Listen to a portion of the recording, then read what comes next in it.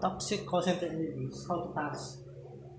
So it's just like toxic people, toxic relationships. From the interview on the onset, they're letting you know that they're toxic. So they're letting you go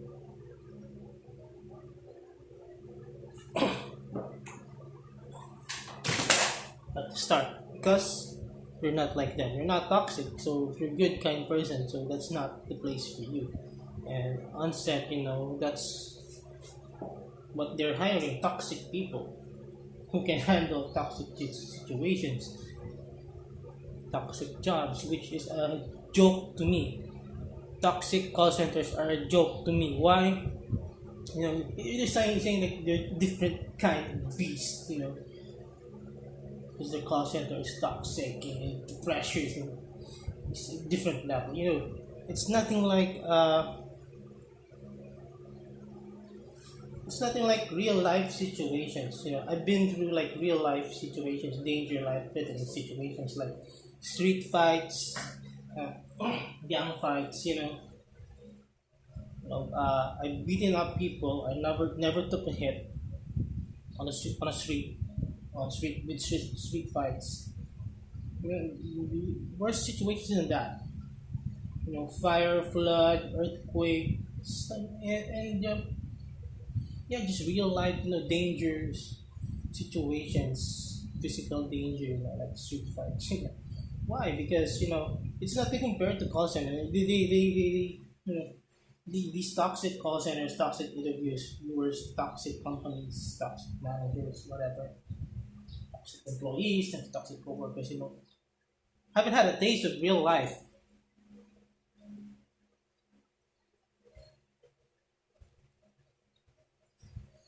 So don't talk to me about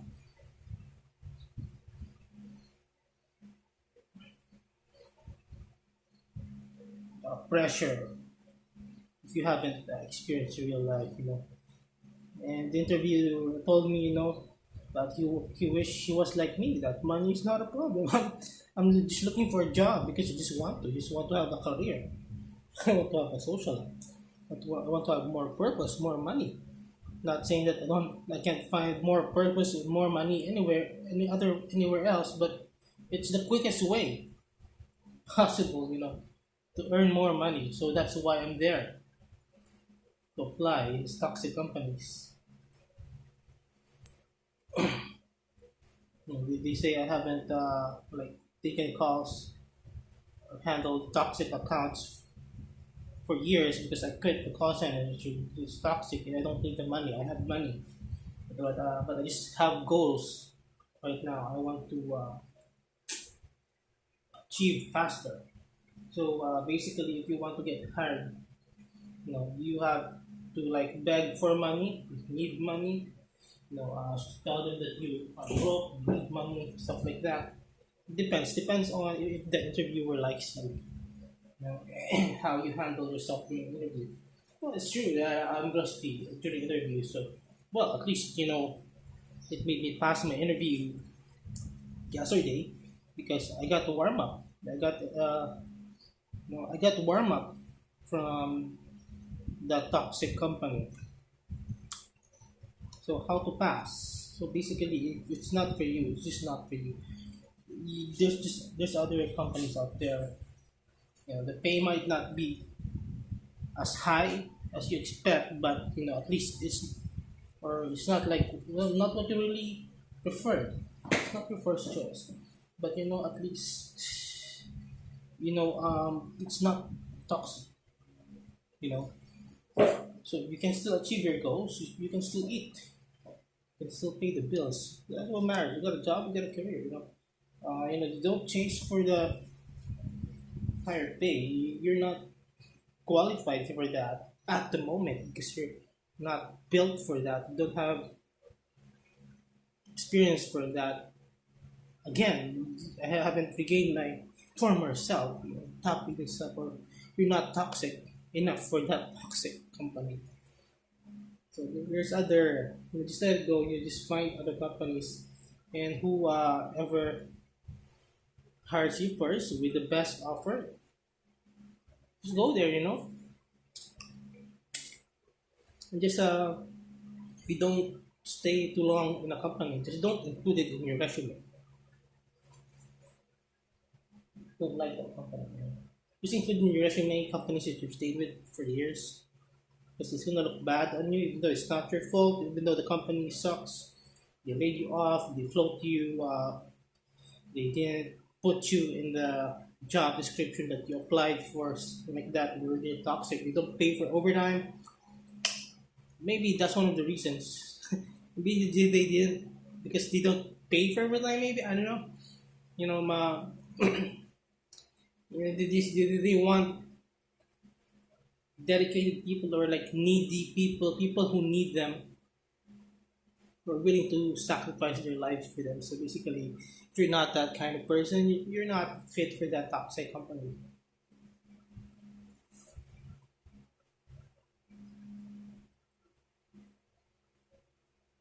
You have to be you have to have a pleasant personality. You have to be perky, no matter what you're feeling. No matter if you're nervous, if you're rusty, or if you haven't done this in years, in a while.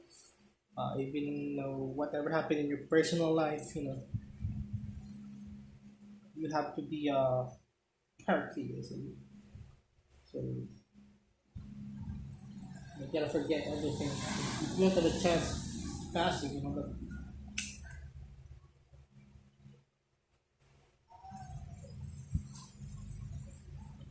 from the onset, you can sense that they don't want you, so just let it go. So you can try to come back later in their time frame. Let's say 3 or 6 months from now, you're eligible to reapply. Just reapply again, and who knows, maybe this time the interviewer is not such an asshole, or apply during hiring time. What you call that? I can remember. Or you should apply during peak season, something like that. Because if they're not, hiring, if you see the company, nobody's there, nobody's applying there in their recruitment HR office. I applied to two companies. One didn't accept me because it's 2024. They want fully vaccinated. How am I going to sacrifice myself, kill myself with like 5 boosters in 1 week? Oh my god, it's insane, And I see there's no one there. There's no one lining up. If there's no one lining up and it's only you there, chances are you're gonna get screwed. So maybe just go through with it since you're there already. If no one else is applying there, it means they're not hiring at the moment, or not immediately hiring at the moment. So they are more selective at that moment. So you're gonna get spotlight more at the moment compared to like applying to a place where it's busy, it's rushed, you're rushing, you want to get it done today as soon as possible, as much uh, hires as they can, as much people they can interview because they have a deadline. So that's where you should apply. Sure, it might take you longer waiting there for all day, but it's better than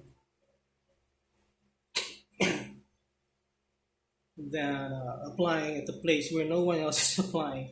Is falling in line. Means that they're not hiring basically. They might hire you, depends, but you're not probably gonna start not gonna start immediately because they're not